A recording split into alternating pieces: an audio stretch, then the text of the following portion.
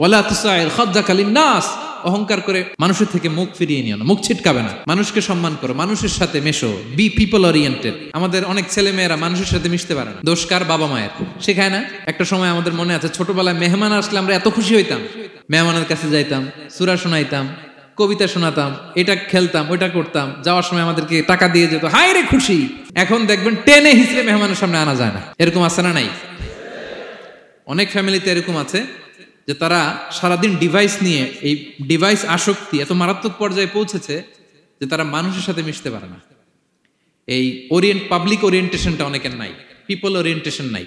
অনেক ছোট বাচ্চা, মেহমান আসছে, তুমি একটু আসো, সালাম দাও, বসো, আসতে চায় না, বসতে চায় না, কারণ ওরা শিখানো হয় না। সারাদিন দিয়ে রাখছে কি হাতে? মোবাইল।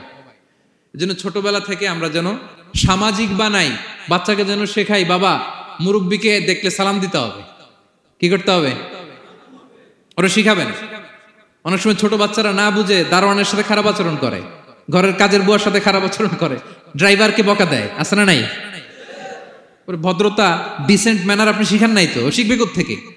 এই জন্য শুরুতেই বললাম যে গরুর পেট থেকে বেরোলে গরু হয়, কিন্তু মানুষের পেট থেকে বেরোলেই ওটা মানুষ হয় না। ওটারে মানুষ বানাতে হয় দিনের পর দিন, মাসের পর মাস, টিউনিং করে, পলিশিং করে, গাইড করে করে মানুষের মতো মানুষ বানাতে হয়।